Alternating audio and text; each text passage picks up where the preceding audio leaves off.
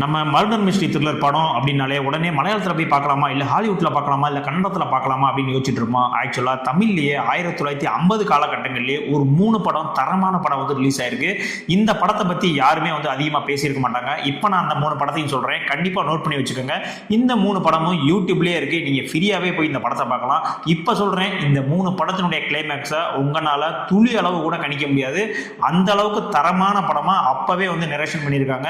உங்களுக்கு டைம் இருந்துச்சு அப்படின்னா கண்டிப்பாக அந்த படத்தை வந்து வாட்ச் பண்ணுங்க. ஐயோ என்னடா 1950 இருக்கிற பழைய படத்தை சொல்கிறாப்லையே அப்படின்னு யோசிக்காதீங்க.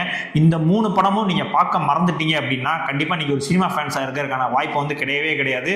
ஏன்னா இந்த 3 படமுமே உலகத்தரம் வாய்ந்த படங்களுக்கெல்லாம் ஒரு பெஞ்ச் மார்க்காக இருந்த இந்த 3 படங்கள். ஸோ கண்டிப்பான முறையில் இந்த 3 படத்தை வந்து மிஸ் பண்ணாதீங்க. அதில் ஃபர்ஸ்ட் நான் சொல்ல போகிற படம் 1954 ரிலீஸ் ஆன அந்த நாள். இந்த படம் எஸ் பாலச்சந்தர் அவர்களுடைய டைரக்ஷனில் வந்து ரிலீஸ் பண்ணாங்க. இந்த படத்தினுடைய ஸ்க்ரீன் பிளே ரைட்டர் யாருன்னு பார்த்தீங்கன்னா ஜாவா சீதாராமன். ஸோ அவருமே இந்த படத்தில் வந்து ஒரு கேரக்டர் பண்ணியிருப்பாரு. இந்த படத்தினுடைய ஸ்டோரி என்ன அப்படின்னா, படத்தினுடைய ஆரம்பத்திலேயே ராஜன் அப்படின்னு சொல்லிட்டு ஒரு ரேடியோ இன்ஜினியர் அவர் வந்து கொலை செய்யப்படுறாரு. இந்த இன்ஃபர்மேஷன் வந்து போலீஸுக்கு போகுது. ஸோ போலீஸும் வந்து பங்களாவில் வந்து பார்க்குறாங்க, ராஜன் வந்து இறந்து கிடக்காரு.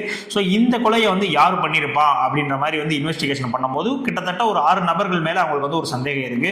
ஸோ ஒவ்வொரு மைண்ட் ஆஃப் வியூல வந்து இன்வெஸ்டிகேஷன் பண்ணிட்டே இருக்காங்க. இவங்க பண்ணியிருப்பாங்களா, அவங்க பண்ணியிருப்பாங்களா அப்படின்னு சொல்லிட்டு கிளைமேக்ஸ்ல தான் தெரியும் இந்த கொலை வந்து யார் பண்ணாங்க அப்படின்னு. ஸோ அந்த அளவு நீங்க கணிக்கவே முடியாது. இப்போவும் சொல்றேன், இந்த படத்தினுடைய கிளைமேக்ஸ் நீங்க கணிக்கவே முடியாது.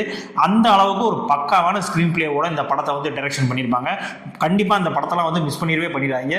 இந்த படத்துல கதை சொன்ன விதமே வந்து பாத்தீங்கன்னா டோட்டலா வந்து டிஃப்ரெண்டா இருக்கும். அது மட்டும் இல்லைங்க, இந்த படத்தை கிட்டத்தட்ட 20-22 ப்ரொடியூசர் கிட்ட போய் யாருமே வந்து பண்ணவே இல்லைங்க.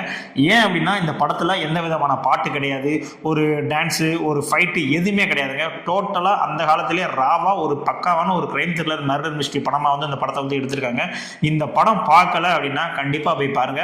படம் கொஞ்சம் ஸ்லோவா தான் போகும். ஆக்சுவலா நம்ம பார்க்கக்கூடிய உலக படங்களான மலையாள படம் எல்லாமே வந்து ஸ்லோவா தானே இருக்கு. ஸோ அதே சாயெல்லாம் 1950 எடுத்திருக்காங்க. கிட்டத்தட்ட 70 வருஷத்துக்கு முன்னாடி எடுத்திருக்காங்க. ஆனா அப்பவே அந்த அளவுக்கு தரமான ஒர்த்தான ஒரு படமா வந்து எடுத்திருக்காங்க. கண்டிப்பா அந்த படத்தை டைம் இருந்தா மஸ்ட் வாட்ச் நான் சொல்றேன், கண்டிப்பா வந்து பாருங்க.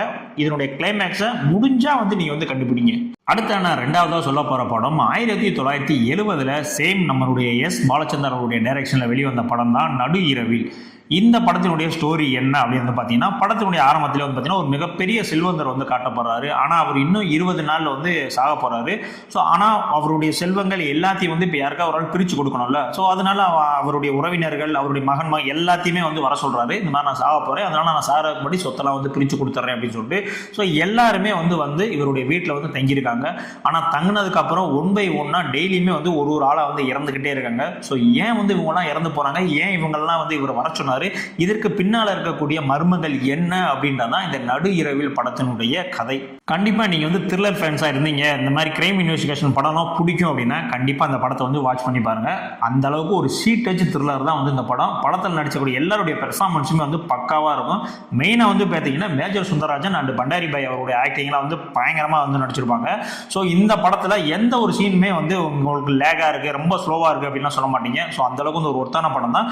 படத்தில் சில இடங்களில் தேவையில்லாத பாட்டுகள் மட்டும் வரும். ஸோ அதை மட்டும் நீங்கள் ஸ்கிப் பண்ணிட்டீங்க அப்படின்னா இது வந்து ஒரு தரமான ஒரு இன்வெஸ்டிகேஷன் த்ரில்லர் படம். முடிஞ்சால் இந்த படத்தினுடைய கிளைமேக்ஸும் உங்களால் கண்டுபிடிக்க முடியுதா அப்படின்னு வந்து பாருங்க.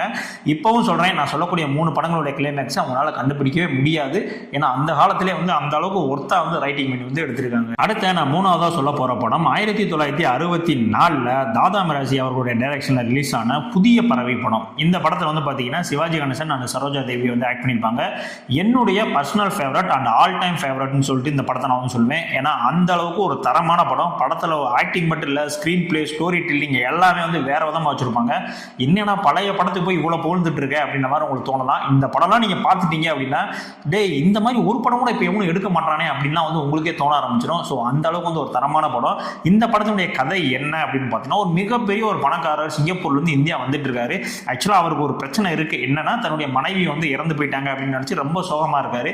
அதுக்கப்புறம் வந்து ஒரு பெண்ணை பார்க்குறாரு, அவங்க மேலே வந்து காதல் வயப்படுறாரு. அந்த பெண்ணுக்கும் இவர் மேலே வந்து காதல் வயப்படுறாங்க. சரி உங்க கல்யாணம் பண்ணிக்கலாம் அப்படின்ற மாதிரி ஒரு சுச்சுவேஷன் வருது. ஆனால் அந்த மாதிரியான ஒரு சுச்சுவேஷன் தான் அவங்க இறந்து போனதான் நினைச்சிட்டு இருக்காங்க. அவங்க மனைவி வந்து பார்த்தீங்கன்னா திரும்ப வந்துடுறாங்க. இதுக்கப்புறம் படத்தில் என்ன நடந்துச்சு அப்படின்றதான் வந்து இந்த படத்தினுடைய உண்மையான ஸ்டோரி. படத்து கதையை நீங்கள் கேட்கும் போதே தெரியும், ஏன்னா ரொம்ப யூனிக்காக இருக்கே இந்த ஸ்டோரியே அப்படின்னு. இந்த யூனிக் மட்டும் இல்லைங்க, இந்த படத்தில் நடித்த பர்ஃபார்மன்ஸ், ஆக்டரோட பர்ஃபார்மன்ஸும் சொல்லியே ஆகுங்க. கண்டிப்பாக சிவாஜி கணேசன் சார்லாம் ஏன் உண்மையிலேயே வந்து அவர்லாம் நடிகர் திலகம் சொல்கிறோம் அப்படின்னு இந்த படம் பார்த்தீங்கன்னா உங்களுக்கு வந்து புரியும். அந்த அளவுக்கு வந்து ஒரு தரமான ஆக்டிங் வந்து பண்ணியிருப்பாப்புல. படத்தினுடைய கிளைமேக்ஸ் வந்து பார்த்தீங்கன்னா, உங்களுக்கு இந்த கிளைமேக்ஸ் பார்த்து முடிச்சதுக்கப்புறம் உங்களுக்கு தோணும், டே இந்த படத்தை காப்பி பண்ணி தான் இந்த படமே எடுத்துருக்கானுங்களா அப்படின்னு சொல்லிட்டு. ஸோ எண்டில் வந்து உங்களுக்கு புரியும், இது ஒரு தளபதி படமாச்சு அப்படின்னு. ஆக்சுவலாக இந்த படத்தை காப்பி பண்ணி தான் தளபதி படத்தையே வந்து எடுத்திருக்காங்க. ஸோ நீங்கள் கண்டிப்பாக அந்த படத்தை பார்க்கலன்னா வந்து கண்டிப்பாக வாட்ச் பண்ணுங்க. படத்தினுடைய கிளைமேக்ஸ் இப்பயும் சொல்கிறேன், உங்களால் கணிக்கவே முடியாது. ஸோ கண்டிப்பாக இந்த படத்தை மிஸ் பண்ணாதீங்க. நான் சொன்ன இந்த 3 படமும் யூடியூப்லேயே இருக்குது, பார்க்காதவங்க போய் பாருங்கள். இதே மாதிரியான பழைய படங்களும் சொல்லுங்கள் ப்ரோ நான் பார்க்கணும் அப்படின்னா கண்டிப்பாக அதுக்கான பார்ட் 2 வீடியோவும் நான் சொல்கிறேன். இந்த 3 படத்தில் உங்களுக்கு ரொம்ப பிடிச்ச படம் எது அப்படின்றத கண்டிப்பாக கமெண்ட்ஸில் வந்து சொல்லிட்டு போங்க. இதே மாதிரியான அடுத்த ஒரு வீடியோவில் வந்து உங்களை வந்து நான் சந்திக்கிறேன்.